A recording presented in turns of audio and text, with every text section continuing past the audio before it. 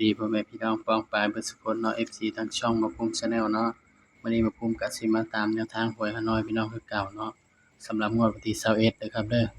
มื้อนี้ก็บ่ได้ลงแนวทางให้เนาะเพราะว่ากระดาษเบิดเนาะเมื่อคืนนี่บ่ได้เอากระดาษไปเนาะพี่น้องเนาะก็มาตามกันต่อเนาะงวดวันที่21เดือนตุลา68เนาะพี่น้องเนาะสำหรับหวยฮานอยเฮาก็3น้อยคือเก่าเนาะครับเนาะนี่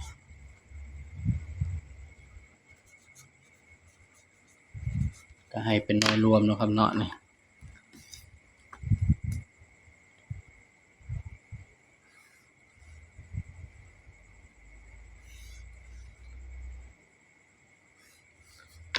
มาเบิ่งนำกันเนาะเบาใช้เด่นตัวใดเนาะสำหรับเด่น3ตัวมา1ตัวเด้อพี่น้องสำหรับเด่นเบอร์อื่นเนาะพี่น้องเนาะ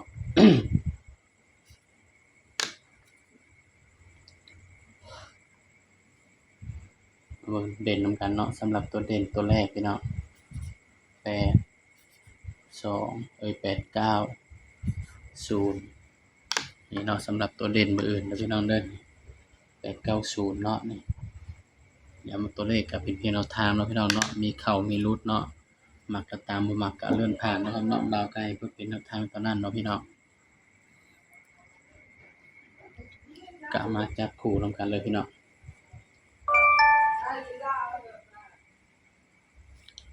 จับคู่เลข8ก่อนนะพี่น้องเนาะ81 82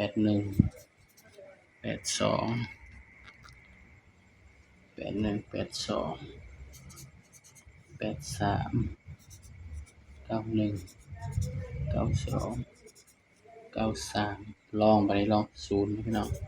01 02 03นี่เด้อพี่น้องสำหรับแนวทางเนาะกะ3น้อยเนาะพี่น้องเนาะบางเทื่อบ่ภูมิเจาะให้มันก็บ่เข้าเลยพี่น้องสายพูดสายวิ่งก็ไปรูดไปวิ่งเอาเนาะครับเนาะย้ำว่าตัวเลขก็เป็นเพียงแนวทางเนาะครับเนาะมีเข้ามีหลุดเนาะพี่น้องเนาะมักก็ตามบ่มักก็เลื่อนผ่านเนาะพี่น้องบ่ภูมิไกลเพื่อเป็นแนวทางเท่านั้นนะครับเนาะนี่มักก็ตามบ่มักก็เลื่อนผ่านเนาะเบิ่งสูตร3ตัวนำกันพี่น้อง7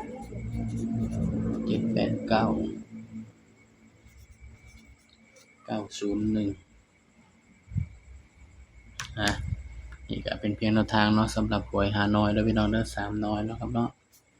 ไผมักก็ตามไผบ่มักก็เลื่อนผ่านเนาะพี่น้องเนาะนี่บ่าวก็ให้เพื่อเป็นแนวทางเท่านั้นเนาะครับเนาะย้ำว่าตัวเลขก็เป็นเพียงแนวทางเนาะพี่น้องเนาะมีเข้ามีหลุดเนาะบางเทื่อเด่นเข้าแต่ว่าเบาเจาะบ่เข้าก็มีเด้อพี่น้องเด้อ